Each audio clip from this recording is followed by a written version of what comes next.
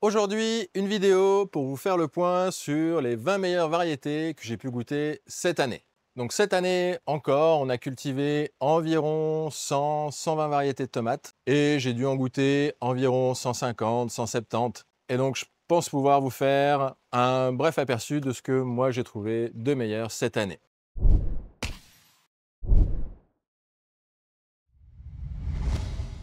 Alors oui, les goûts, ça dépend des gens, ça va dépendre de l'endroit où on cultive et des modes de culture.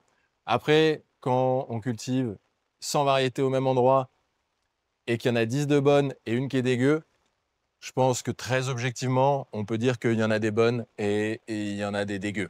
Bref, en tout cas, c'est mon classement à moi des meilleures variétés que j'ai pu goûter cet été. Donc cette vidéo, elle fait écho à un article qu'il y a sur notre site internet. Le lien est dans la description. C'est un guide conseil pour choisir ses tomates. Il y a des tops qui sont en fonction des tomates à sauce, des tomates cerises, des tomates à cuire, à transformer. Bref, je vous laisse aller voir, le lien est dans la description. Donc dans les tomates cerises, une de mes chouchoutes, c'est la Green Doctor. Donc la Green Doctor, c'est une petite tomate verte, ronde, très sucrée, très solide, ultra poussante, ultra productive. Que du positif à dire là-dessus. Vraiment un petit bonbon. En plus, elle se conserve plutôt bien après la coupe. Donc vraiment une tomate pour les débutants ou les confirmés. C'est vraiment, je valide à 200%. Ensuite, on va avoir la tomate blush. C'est une tomate allongée type olivette qui est jaune orangé et qui se marbre de rouge quand elle est à pleine maturité.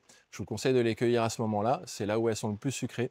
Pareil, une plante facile à cultiver, ultra poussante, qui nécessite vraiment peu d'entretien et qui va donner très tôt dans la saison jusqu'à très tard. Vraiment, c'est un des must-have et c'est une variété que je conseille aux débutants ou à ceux qui vivent comme moi dans un endroit où il y a des saisons courtes et plutôt chaude en été et sèche. Dans les types olivettes, il y a aussi la Lucky Tiger, une variété incroyablement bonne avec une complexité en termes de goût qui est juste magnifique. On dirait une ananas noire ou ananas zébra. Un savant mélange de sucré, acide, vraiment parfait. Par contre, c'est une variété qui est peu poussante et difficile à cultiver. Elle pousse pas vite, elle est très vite malade, les fleurs coulent dès qu'il fait trop chaud. Bref, c'est vraiment la galère à cultiver, donc pas à conseiller aux débutants. Et ma chouchoute de l'année, de toutes les années, en fait, c'est vraiment une de mes favorites. C'est la plus sucrée de toutes les tomates que j'ai pu goûter de ma vie. C'est la Dancing Green Finger. Mon fils, il appelle ça les doigts de sorcière. Donc c'est facile à cultiver, ça pousse ultra bien, c'est super productif. Seul défaut, les fruits se conservent pas beaucoup, 2-3 jours max. Après, c'est tellement bon que on les mange comme ça, comme des bonbons. Donc vraiment, une tomate que je valide, d'autant plus si vous avez des enfants. C'est une des tomates dont les enfants raffolent. Dans les tomates à sauce, une de mes chouchoutes de l'année, ça va être la Riccio di Parma. Une grosse mémère italienne qui fait des fruits d'environ 800 grammes. C'est vraiment un truc massif qui est bonne autant pour faire de la sauce que pour faire des tartes. On peut aussi la manger en salade. Elle a vraiment un bon goût de tomate ancienne. C'est vraiment une chouette variété que je conseille de cultiver. Ensuite, on va avoir pour les tomates confites et la sauce, ma chouchoute de l'année, c'est la sabre ukrainien. Donc c'est une tomate allongée type San Marzano. Par contre, elle est bien plus solide que la San Marzano qui est vraiment une catastrophe à cultiver. Elle est très peu sensible au cul noir, d'autant plus si on la greffe. Et en plus, si on la greffe, nous, on a eu des productions sous serre juste délirantes. C'est une plante qui est solide, bonne, facile à cultiver, meilleure que la San Marzano. Et en tomate confite, c'est juste magnifique. Pour ceux qui sont intéressés par les tomates confites, j'ai fait une vidéo à ce sujet-là qui s'affiche ici. Toujours pour les tomates confites, pour moi, c'est la meilleure tomate à confire de toutes les tomates du monde que j'ai pu essayer et goûter. C'est la Cuban Pepper Lake. Donc la Cuban Pepper Lake, c'est une tomate allongée, pareil, à pâte dure, type San Marzano, mais noire. Du coup, elle est très marquée en termes de goût. Et dès qu'on la confie, là, ça passe une dimension supérieure. C'est vraiment, c'est un goût, mais exceptionnel. J'ai jamais mangé des trucs aussi bons en tomate. Donc Cuban Pepper Lake en tomate confite, je valide à 2000%. Ah oui, oui, oui, oui, oui, oui, oui. Ensuite, dans les variétés bleues. Alors les variétés bleues, ceux qui me suivent sur les réseaux, n'hésitez pas à nous suivre sur Facebook, Instagram. Les variétés bleues, comment dire C'est de la merde. moi, j'aime pas ça. je trouve pas ça bon. Certaines sont mieux que d'autres, mais globalement, à variété égale, la variété pas bleue sera toujours meilleure que la variété bleue. Vous prenez une laque de Bray, c'est trop bon. Une laque de Bray bleue, c'est pas, ça passe. C'est pas trop bon, ça passe, tout au plus. Et c'est ça à peu près pour toutes les variétés. Donc il y en a quand même qui sortent du lot, mais sur peut-être 200 variétés bleues que j'ai cultivées, il y en a tout au plus 5, 10 max que je trouve bonnes. Donc il va y avoir la Rebel Starfighter Prime, qui est... ça va. C'est une tomate type cœur de bœuf, qui est magnifique. Vraiment, les tomates bleues, ça reste très joli, je continue d'en cultiver, mais pour moi, c'est des plantes de décoration. C'est pas des trucs à manger, c'est pas des trucs où tu as des... waouh quand tu le manges dedans. Donc la Rebel Starfighter Prime, elle est pas mal. Plutôt bon goût, un goût de tomate noire assez marqué. La peau un petit peu épaisse, mais ça, comme toutes les tomates bleues, elles ont des peaux épaisses et acides, mais ça passe. Et puis le look est vraiment magnifique. C'est une plante qui est plutôt solide, plutôt résistante. Ça fait le job. Il y a dans la série des Rebel Starfighter, parce qu'il y a toute une série de Rebel Starfighter, quelqu'un qui devait être fan des Star Wars. Il y a la Marsha Rebel Starfighter, qui a pas mal. Meilleur goût encore, je trouve, que la Prime. Un bon goût de tomate noire, très charpenté, type noir de Crimée, mais encore plus marqué. Je valide. C'est pas oufissime, c'est pas une ananas noire, ni une Cherokee Purple, mais je valide. Il y a la Rebel Starfighter Blaine aussi. On va la mettre ex aequo. C'est une nouvelle variété qu'on a cultivée cette année. Ça passe. C'est bon, c'est un peu épicé, ça fait le job, et puis ça pousse bien. Et puis ma chouchoute en bleu de cette année, c'est la Muddy Water. C'est un croisement avec la Muddy Mamba. Muddy Mamba, c'est magnifique, exceptionnel comme variété. Muddy Water, c'est pas aussi exceptionnel, mais c'est vachement bon. C'est un mélange de sucre et d'acidité, un genre de Green Zebra plus sucré. Je valide. Dans la catégorie des tomates naines, il y a 2-3 chouchoutes que j'ai bien aimées cette année en termes de goût. On commence par la Uluru Ocre, une variété marron. Le terme exact, c'est terracotta, un joli mot pour qualifier le cacadois. Donc cette année, sous serre, elle a été extrêmement productive. On a eu un baobab d'1,40 m, 1,50 m, un truc monstrueux, couvert de fruits, des fruits comac. Et les fruits sont super bons. C'est vraiment sucré, sucré doucereux, vraiment des notes de compote de pommes, mangue. Ça a presque plus goût à la tomate. Vraiment une chouette variété que je conseille de cultiver. Comme toutes les variétés naines, on peut les cultiver en pot, mais il faut quand même un gros pot pour les variétés naines. Moi, je dirais au moins 15-20 litres. Et sous serre, parce que je déconseille quand même de faire des tomates naines sous serre, parce que c'est nain. Eh bien, j'étais surpris du résultat, vraiment un machin gigantesque avec une production assez honorable. Dans les tomates naines, il va y avoir aussi la tomate Gipolia, une tomate qui nous vient de nos amis de chez Cultive ta rue. Pas mal, non? C'est français. Vraiment exceptionnel, c'est, je trouve, trop bon. C'est une tomate terracotta avec pareil, un espèce de goût de mangue, très sucré, très doucereux, mais avec une pointe d'acidité, avec vraiment la look à l'extérieur de la Green Zebra, mais il faut vraiment attendre qu'elle colore au maximum jusqu'à ce qu'elle devienne orange. Et là, à ce moment-là, il y a vraiment les notes de sucre, de fruits exotiques et toujours une pointe d'acidité qui tamponne un petit peu le truc et qui équilibre un petit peu le goût. C'est vraiment une chouette création. Je félicite Bruno pour sa super variété. Bravo à toi. Dans les tomates micro-naines, alors clairement, c'est ma chouchoute depuis toujours, mais c'est pas bon. Mais elle est tellement cool, c'est la Curly Calais.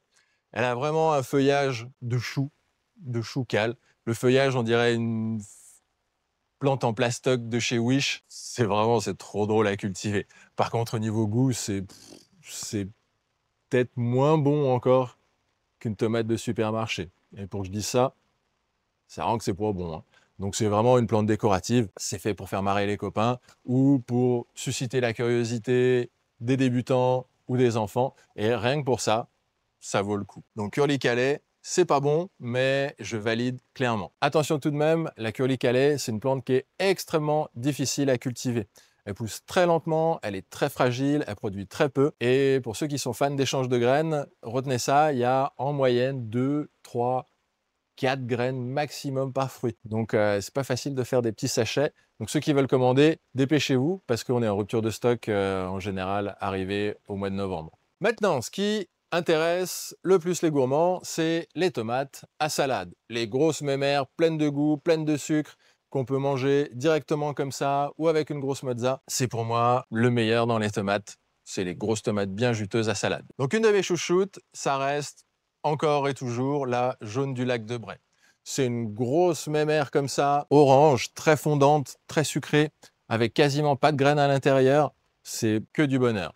Lac de Bray, je valide. Attention tout de même, la Lac de Bray, c'est une variété qui est tardive, voire très tardive, et qui est peu poussante. Donc si vous avez la possibilité greffée, ça marche pas mal, mais même greffée, ça reste une plante fragile. Dans les tomates rouges, classique, pour moi, c'est à ça que ça devrait goûter quand on pense à une tomate, en tout cas qu'on parle des tomates de Cantoche. Je trouve ça dramatique à la Cantoche, ils aient des tomates de merde, alors qu'il y a des super variétés équivalentes qui existent. Pour moi, la tomate rouge juteuse parfaite, ça serait la rose de Berne. C'est bon, c'est juteux, ça a un goût de tomate ancienne, c'est un goût de reviens-y. Pour moi, c'est ça l'idée qu'on se fait d'une tomate. C'est rond, c'est rouge, et c'est un vrai goût de tomate. Donc la rose de Berne, en plus, c'est facile à cultiver. Attention tout de même, elle est assez sensible à l'éclatement. Donc pour du maraîchage, oublié, mais pour la maison, c'est nickel. Dans les tomates noires, j'ai deux chouchoutes cette année. Et non, c'est pas la noire de Crimée. La première, c'est la bison noire, une tomate noiraude, type noire de Crimée, mais avec un goût largement au-dessus de la noire de Crimée. Donc comme toutes les tomates noires, c'est un goût ultra intense qui reste très longtemps en bouche. Bison noir, je valide à 100%. Dans la série des noirs, il va y avoir aussi la Brad Blackheart, qu'on a cultivée ici dans la serre. Alors, seul problème qu'on a eu avec, c'est que les plants n'ont pas bien résisté à la chaleur et passé 40 degrés, tous les bouquets ont coulé. Mis à part ça, ça reste une super variété qui répond en plus très bien à la greffe. Quand on a des plants greffés, on a vraiment eu des baobabs géants couverts de fruits. Brad Blackheart, engreffé et d'autant plus engreffé sous serre, validé à 100%. Et engreffé à l'extérieur, ça marche aussi ultra bien. Pour moi, la meilleure des tomates noires, c'est la Cherokee Purple. Cherokee Purple, c'est vraiment une grosse tomate bien juteuse, noiraude, avec un goût. C'est vraiment la plus charpentée des tomates noires. En plus, elle est plutôt poussante. Si vous les greffez, ça répond ultra bien à la greffe. Donc, je valide à 200%. Cherokee Purple, trop bon. Oui, oui, oui! Ah oui! Ensuite, classique, mais toujours aussi efficace, c'est les tomates ananas. Alors aujourd'hui, il y a plein de variétés différentes d'ananas. Pour moi, la vraie ananas, c'est celle au feuillage pomme de terre. Mais voilà, maintenant, il y en a toute une multitude qui existe. C'est sucré, ça pousse bien. Vraiment, je valide à 200%. Ça fait des fruits comac. C'est génial. Dans le type ananas, en plus productive, tout aussi bonne, mais plus productive, il y avait la tomate Marie. C'est une belle découverte de cette année. Vraiment une variété qui est ultra poussante, qui a pas mal de goût. Vraiment une type ananas, mais en plus productif que l'ananas. Une belle découverte de cette année. Je valide à 100% aussi. On arrive maintenant sur les meilleures tomates que j'ai pu manger cet été, à commencer par la tomate Fred SGDB. C'est une tomate multicolore qui paye pas de mine de l'extérieur, mais dès qu'on l'ouvre, waouh, c'est juste de toutes les couleurs. Et en général, quand il y a plein de couleurs dans une tomate, il y a un mélange de saveurs, de goûts à l'intérieur. Et c'est des variétés qui ont des goûts très complexes que j'affectionne particulièrement. C'est une tomate qui est tardive, voire très tardive, mais qui fait des gros fruits avec vraiment un goût qui est magnifique. Donc Fred, validé aussi. Ensuite, il va y avoir, dans le même style, en type cœur de bœuf, la tomate Taiga.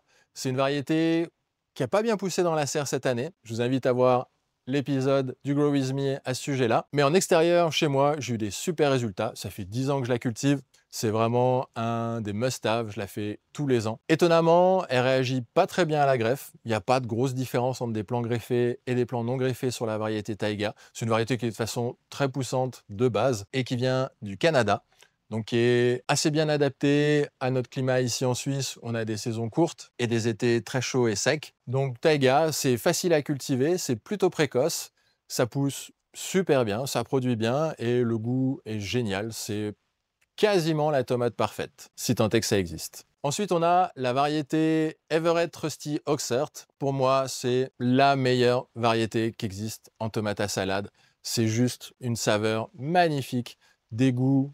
Ça vient dans tous les sens, le goût il reste longtemps en bouche, même après manger, même après le café, même après le Dijon. C'est juste trop bon. Par contre, attention, c'est une variété qui est extrêmement fragile et difficile à faire pousser. Par contre, elle réagit super bien à la greffe et donc là, cette année dans la serre, on a fait des plants greffés avec des productions stratosphériques. Vraiment, les trucs, c'est couvert de fruits. Des grappes gigantissimes avec 2-3 kilos dessus. Vraiment une super variété, d'autant plus si on fait le combo greffé sous serre, où là, c'est goût, production, solidité, il y a tout qui marche. Et pour moi, la championne de l'année, c'est les tomates qu'on a derrière moi, les ananas zebra. Donc c'est des ananas zebra qu'on a greffés, parce que l'ananas zebra, ça reste aussi une variété qui est plutôt fragile et peu poussante, mais en plan greffé, c'est magnifique. D'une production délirante. On a eu 0 bouquet qui a coulé, même à 40 degrés dans la serre. C'est la variété qui a réussi à me faire battre mon petit record personnel. On est dans la serre à 50 kg du mètre carré, ce qui est juste délirant. Donc c'est des tomates qui sont faciles à cultiver. En plan greffé, c'est des tomates qui sont ultra poussantes, peu d'entretien, très résistantes aux maladies, très résistantes à la chaleur. Et puis le goût, c'est juste magnifique. C'est un style qui est incroyable. Moi, j'adore les tomates rayées. Quand on l'ouvre à l'intérieur, il y a toutes les couleurs. Et puis quand on mange, juste, c'est mais tellement bon. Vraiment, ananas zebra, s'il n'y en avait qu'une à faire, l'année prochaine, je ferais que ça. Mais jamais de la vie, j'arriverai à cultiver qu'une seule variété. Voilà pour ce bref tour d'horizon de toutes les meilleures variétés qu'on a eu l'occasion de goûter cette année. J'espère que ça vous aidera dans vos choix pour l'année prochaine. Pour ne pas rater les prochaines vidéos, n'hésitez pas à vous abonner. En plus, ça soutient la chaîne. Et puis, on se dit à tout bientôt. En attendant, prenez soin de vous, prenez soin de vos proches et prenez soin de la planète parce que jusqu'à preuve du contraire, c'est la seule où il y a des tomates qui poussent dessus.